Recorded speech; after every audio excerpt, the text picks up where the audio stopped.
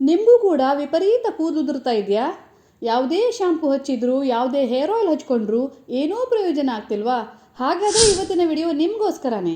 ಇವತ್ತಿನ ಈ ರೆಮಿಡಿ ನಿಮ್ಮ ಹೇರ್ ಫಾಲನ್ನು ಸ್ಟಾಪ್ ಮಾಡೋದಷ್ಟೇ ಅಲ್ಲದೆ ನಿಮ್ಮ ಕೂದಲಿಗೆ ಉತ್ತಮ ಪೋಷಣೆ ಕೊಟ್ಟು ಕೂದಲನ್ನು ಉದ್ದವಾಗಿ ದಟ್ಟವಾಗಿ ಬೆಳೆಯುವಂತೆ ಮಾಡುತ್ತೆ. ಇವತ್ತಿನ ವಿಡಿಯೋದಲ್ಲಿ ನಾನು ಡೀಟೇಲ್ನಲ್ಲಿ ಎಕ್ಸ್ಪ್ಲೇನ್ ಮಾಡ್ತೀನಿ ಏನೇನು ಮಾಡಬೇಕು, ಏನೇನು ಮಾಡಬಾರ್ದು ಅಂತ. ಅದನ್ನು ಕರೆಕ್ಟಾಗಿ ಫಾಲೋ ಮಾಡಿದರೆ ಯಾವ ಥರ ಹೇರ್ ಗ್ರೋತ್ ಆಗುತ್ತೆ ಅಂದರೆ ಪಕ್ಕ ಎಲ್ಲರೂ ಕೇಳ್ತಾರೆ ಏನು ಹಚ್ಕೊಳ್ತಿದ್ಯಾ ಕೂದಲಿಗೆ ಅಂತ. ಅಷ್ಟು ವಂಡರ್ಫುಲ್ ಆಗಿರುವ ರೆಮಿಡಿಯನ್ನು ಇವತ್ತು ನಾನು ಶೇರ್ ಮಾಡ್ತಾ ಇರೋದು. ಸೊ ಕಂಪ್ಲೀಟಾಗಿ ವಿಡಿಯೋನ ನೋಡಿ, ವಿಡಿಯೋ ಇಷ್ಟ ಆದರೆ ಒಂದು ಲೈಕ್ ಕೊಡಿ ಆಯಿತಾ. ಈಗ ಬನ್ನಿ ಏನೇನು ಮಾಡಬೇಕಾಗತ್ತೆ ಅಂತ ತಿಳ್ಕೊಳ್ಳೋಣ. Welcome to the channel friends. ಹೇಗಿದ್ದೀರಾ ಎಲ್ಲರೂ? ಐ ಹೋಪ್ ನೀವೆಲ್ಲರೂ ಚೆನ್ನಾಗಿದ್ದೀರಾ ಅಂತ. ಇನ್ನು ಫಸ್ಟ್ ಟೈಮ್ ಈ ಚಾನಲ್ ನೋಡ್ತಿದ್ದವರಿಗೆ ಹಾಯ್ ಫ್ರೆಂಡ್ಸ್, ನನ್ನ ಹೆಸರು ಸಿಂಧು ಅಂತ. ಈ ಚಾನಲ್ನಲ್ಲಿ ನಾನು ಹೋಮ್ ಮೇಡ್ ರೆಮಿಡೀಸ್ಗಳನ್ನು ಶೇರ್ ಮಾಡ್ತೀನಿ. ಮನೇಲೇ ಸಿಗುವ ವಸ್ತುಗಳಿಂದ ನಮ್ಮ ಸ್ಕಿನ್ ಮತ್ತು ಕೂದಲಿನ ಕಾಳಜಿ ವಹಿಸೋದು ಹೇಗೆ ಅಂತ ತಿಳಿಸ್ತೀನಿ. ಸೊ ಚಾನಲ್ನ ಈಗಲೇ ಸಬ್ಸ್ಕ್ರೈಬ್ ಮಾಡಿ ಮತ್ತು ನಮ್ಮ ಪುಟ್ಟ ಫ್ಯಾಮಿಲಿಯ ಪಾರ್ಟ್ ಆಗಿ. ಓಕೆ ಫ್ರೆಂಡ್ಸ್, ಇವತ್ತಿನ ರೆಮಿಡಿ ಮಾಡಲಿಕ್ಕೆ ಬೇಕಾಗುವ ವಸ್ತುಗಳಲ್ಲಿ ಮೊದಲನೆಯದು ಮೆಂತ್ಯಕಾಳು. ಮೆಂತ್ಯಕಾಳಿನ ಬಗ್ಗೆ ಆಲ್ರೆಡಿ ತುಂಬ ವಿಡಿಯೋಸ್ಗಳಲ್ಲಿ ಹೇಳಿದ್ದೀನಿ. ಮೆಂತ್ಯ ಎಷ್ಟು ಬೆನಿಫಿಷಿಯಲ್ ಆಗಿದೆ ಅಂದರೆ ಪ್ರತಿ ಸಲ ಮೆಂತ್ಯದ ಬಗ್ಗೆ ಹೇಳಿದ್ರೂ ಕಡಿಮೆನೇ ಅನಿಸುತ್ತೆ. ಅಷ್ಟು ಒಳ್ಳೆ ರಿಸಲ್ಟ್ ಕೊಡುತ್ತೆ ಕೂದಲಿಗೆ. ಮೆಂತ್ಯದಲ್ಲಿ ಹೈ ಅಮೌಂಟ್ನಲ್ಲಿ ಐರನ್ ಕಂಟೆಂಟ್ ಇರೋದ್ರಿಂದ ತಿನ್ನೋದ್ರಿಂದ ದೇಹಕ್ಕೆ ಎಷ್ಟು ಒಳ್ಳೆಯದೋ ಹಚ್ಕೊಳ್ಳೋದ್ರಿಂದ ಕೂಡ ಕೂದಲಿಗೂ ಅಷ್ಟೇ ಒಳ್ಳೆಯದು. ತಿನ್ನೋದ್ರಿಂದ ಇಂಟರ್ನಲ್ ಡೆಫಿಷಿಯನ್ಸಿ ಏನಿರುತ್ತೆ ಐರನ್ ಕಂಟೆಂಟ್ದು ಅದು ಪೂರೈಕೆ ಆಗೋದಷ್ಟೇ ಅಲ್ಲದೆ ಎಕ್ಸ್ಟರ್ನಲ್ ಅಪ್ಲಿಕೇಶನ್ ಮಾಡೋದ್ರಿಂದ ಕೂದಲು ಕೂಡ ಸ್ಟ್ರಾಂಗ್ ಆಗಿ ಕೂದಲು ಉದುರೋದು ನಿಲ್ಲುತ್ತೆ.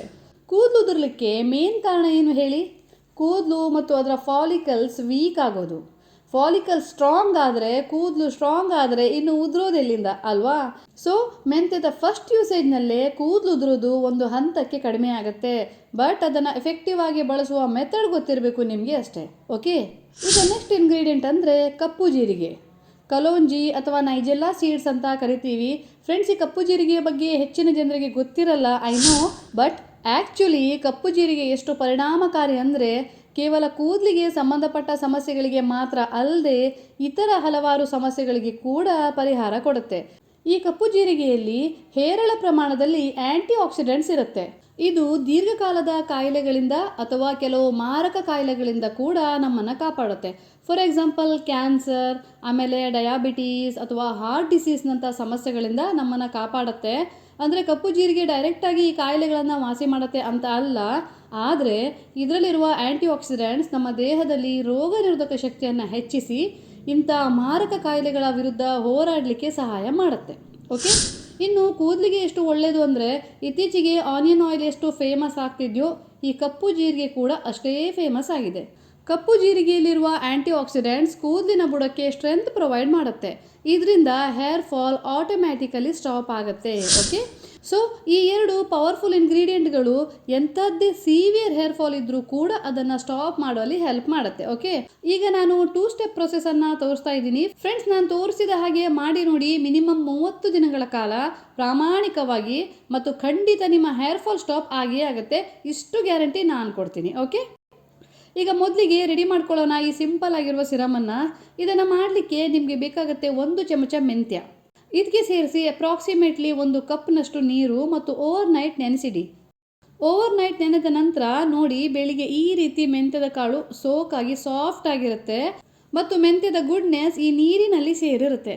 ನೋಡ್ಬೋದು ನೀವು, ಸ್ಲೈಟ್ಲಿ ಯೆಲ್ಲೋ ಕಲರ್ ಬಂದಿರುತ್ತೆ ನೋಡಿ. ಓಕೆ, ಈಗ ಇದನ್ನು ಸ್ಟ್ರೈನ್ ಮಾಡಿ ಮೆಂತ್ಯವನ್ನು ಸೆಪ್ರೇಟ್ ಮಾಡಿ. ಆ ನೀರನ್ನು ಒಂದು ಸ್ಪ್ರೇ ಬಾಟಲ್ನಲ್ಲಿ ಅಥವಾ ಡ್ರಾಪರ್ನಲ್ಲಿ ಹಾಕಿ ಕೂದಲಿಗೆ ಹಚ್ಕೊಳ್ಳಿ. ಸ್ಪ್ರೇ ಬಾಟಲ್ ಅಥವಾ ಡ್ರಾಪರ್ ಇಲ್ಲ ಅಂದರೆ ನೋ ಪ್ರಾಬ್ಲಮ್. ಹಾಗೆ ಕೈಯಿಂದ ಕೂದಲಿನ ಬುಡಕ್ಕೆ ಹಚ್ಚಿ ಮಸಾಜ್ ಮಾಡಿ ಸ್ಮೂತಾಗಿ. ವಾರಕ್ಕೆ 2 ಸಲ ಈ ರೀತಿ ಪ್ರೊಸೆಸನ್ನು ಫಾಲೋ ಮಾಡೋದ್ರಿಂದ ಬಿಲೀವ್ ಮೀ, ಡೆಫಿನೆಟ್ಲಿ ನಿಮ್ಮ ಕೂದಲು ಉದುರೋದು ಒಂದು ಹಂತದ ತನಕ ಖಂಡಿತ ಕಡಿಮೆ ಆಗುತ್ತೆ ಮತ್ತು ಬೇಬಿ ಹೇರ್ ಸುಟ್ಟಲಿಕ್ಕೆ ಸ್ಟಾರ್ಟ್ ಆಗುತ್ತೆ 100%. ಆಯಿತಾ?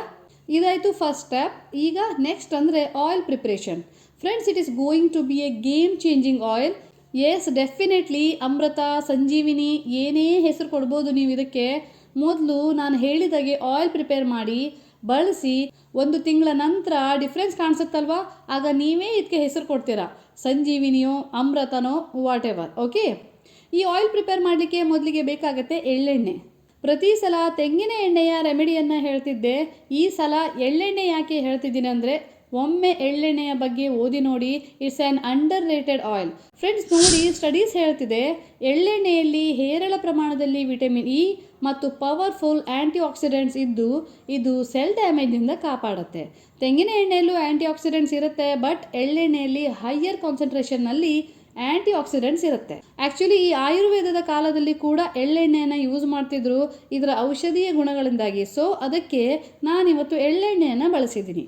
ನೀವು ಎಷ್ಟು ಬೇಕಾದರೂ ತಗೊಳ್ಬೋದು ಎಳ್ಳೆಣ್ಣೆಯನ್ನು, ಅಂದರೆ ನಿಮಗೆ ಯಾವ ಕ್ವಾಂಟಿಟಿಯಲ್ಲಿ ಬೇಕೋ ಆ ಕ್ವಾಂಟಿಟಿಯಲ್ಲಿ ಎಳ್ಳೆಣ್ಣೆಯನ್ನು ತಗೊಳ್ಳಿ. ಓಕೆ, ಈಗ ಇದಕ್ಕೆ ಸೇರಿಸಿ ಹರಳೆಣ್ಣೆ, ಅಂದರೆ 3/4 ಕಪ್ ಎಳ್ಳೆಣ್ಣೆಗೆ 1/4 ಕಪ್ನಷ್ಟು ಹರಳೆಣ್ಣೆಯನ್ನು ಸೇರಿಸಿ. ಹರಳೆಣ್ಣೆ ಥಿಕ್ಕಾಗಿ ಇರೋದ್ರಿಂದ ಕಡಿಮೆ ಪ್ರಪೋರ್ಷನ್ನಲ್ಲಿ ಸೇರಿಸಿದ್ದೀನಿ. ಹರಳೆಣ್ಣೆ ಬಗ್ಗೆ ತುಂಬ ವಿಡಿಯೋಸ್ಗಳಲ್ಲಿ ಎಕ್ಸ್ಪ್ಲೇನ್ ಮಾಡಿದ್ದೀನಿ. ಹರಳೆಣ್ಣೆ ಅಂದರೆ ತಂಪು, ಕೂದಲಿಗೂ ತಂಪು, ಸ್ಕಿನ್ನಿಗೂ ತಂಪು. ಸೊ ಹರಳೆಣ್ಣೆಯನ್ನು ಯೂಸ್ ಮಾಡೋದ್ರಿಂದ ನಿಮ್ಮ ಸ್ಕಿನ್ ಕೇರ್ ಮತ್ತು ಹೇರ್ ಕೇರ್ ಪ್ರಾಬ್ಲಮ್ಸ್ ಎರಡರಿಂದಲೂ ಮುಕ್ತಿಯನ್ನು ಪಡಿಬಹುದು. ಅಷ್ಟು ಒಳ್ಳೆಯದು ಹರಳೆಣ್ಣೆ. ಹರಳೆಣ್ಣೆಯ ಬೆನಿಫಿಟ್ಸ್ಗಳ ಬಗ್ಗೆ ತಿಳ್ಕೊಳ್ಬೇಕಾದ್ರೆ ಆಲ್ರೆಡಿ ವಿಡಿಯೋಸ್ಗಳನ್ನು ಶೇರ್ ಮಾಡಿದ್ದೀನಿ, ಬೇಕಿದ್ದರೆ ಚೆಕ್ ಮಾಡ್ಕೊಳ್ಳಿ. ಡಿಸ್ಕ್ರಿಪ್ಷನ್ನಲ್ಲಿ ಲಿಂಕನ್ನು ಕೊಟ್ಟಿರ್ತೀನಿ. ಓಕೆ, ಈಗ ಇದಕ್ಕೆ ಸೇರಿಸಬೇಕಾಗತ್ತೆ 2 ಬೆಸ್ಟ್ ಇಂಗ್ರೀಡಿಯೆಂಟ್ಸ್. 1 ಚಮಚ ಮೆಂತ್ಯ ಮತ್ತು 1 ಚಮಚ ಕಪ್ಪು ಜೀರಿಗೆ.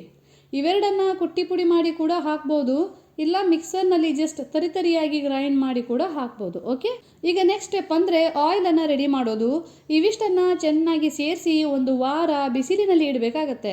ಅಂದರೆ ಇದರಲ್ಲಿ ಹಾಕಿರುವ ಇಂಗ್ರೀಡಿಯೆಂಟ್ಗಳು ಚೆನ್ನಾಗಿ ಮಿಕ್ಸ್ ಆಗಿ ಅದರ ಬೆನಿಫಿಟ್ಸ್ ಬಿಟ್ಕೊಳ್ಬೇಕಾದ್ರೆ, ಮೆಂತ್ಯ ಮತ್ತು ಕಪ್ಪು ಜೀರಿಗೆ ಗುಡ್ನೆಸ್ ಎಣ್ಣೆಯಲ್ಲಿ ಸೇರಬೇಕಾದ್ರೆ ಹೀಗೆ ಮಾಡಬೇಕಾಗತ್ತೆ.